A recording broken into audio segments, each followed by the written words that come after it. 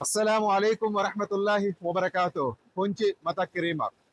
පරමාධිපති වූ අල්ලාහ් සුබ්හානහු වතාලා ඔහුගේ කුර්ආනයේදී මේ ලෞකික ජීවිතයේ තිබෙනා වූ සමහර නිර්මාණයන් පිළිබඳව අල්ලාහ් සුබ්හානහු වතාලා මේ මනුස්ස වර්ගයාට මතක් කරලා දෙනවා.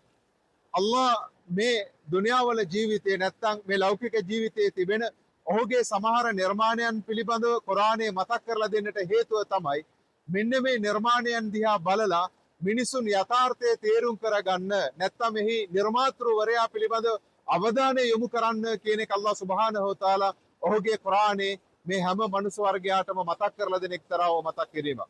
මෙන්න මේ මතක් කිරීම වල අල්ලාහ් සුබ්හානහු වතාලා නිතර මතක් කරන එක්තරා දෙයක් තමයි නැත්නම් එක්තරා කරුණක් තමයි මේ ගංගා ඇලදොල පිළිබඳව සහ දිය ඇලි වර්ෂාව ජලය මෙන්න මේ වගේ කරුණු කාරණාවන් පිළිබඳව ගොඩාක් වටිනාකමක් ඇතිව අල්ලාහ් කුර්ආනයේ කතා කරනවා.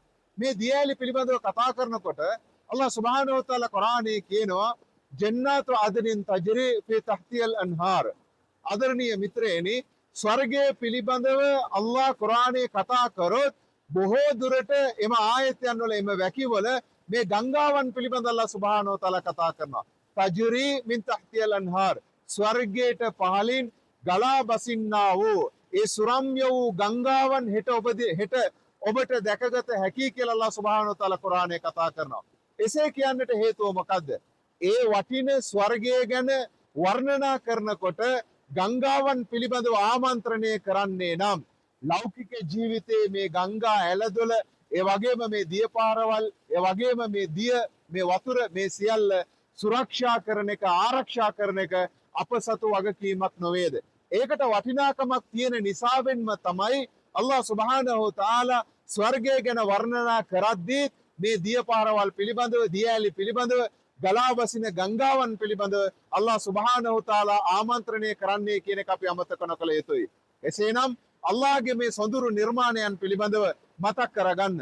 එහි නිර්මාතෘවරයා කවුද කියන එක මතක් කරගන්න. මීට වඩා සුන්දර වූ දේවල් ඔබ මහන්සියෙන් හෙට දිනේදී ස්වර්ගයේ හිමි කරගත්තා නම් ඔබට එහිදී හිමි වෙනවා කියන එකත් අල් කුර්ආනයේ මතක් කර දීමයි. ඉතින් ආදරණීය සහෝදරවරුනි, අල්ලාහ්ගේ නිර්මාණය මතක් කර ගනිමින් අල්ලාහ් සුබ්හානහු වතාලාට සමීපත වූ මිතුරන් හැටියට අප සියලුම දෙනාම පරිවර්තනය වෙමු. එම නිසා අල්ලාහ් සුබ්හානහු වතාලාගේ දයාවත්, අනුකම්පාවත්, ආශිර්වාදයක් අප සියලුම දෙනාටම ලැබෙනු මැනව. ජසාකුමුල්ලාහ් ඛෛර්.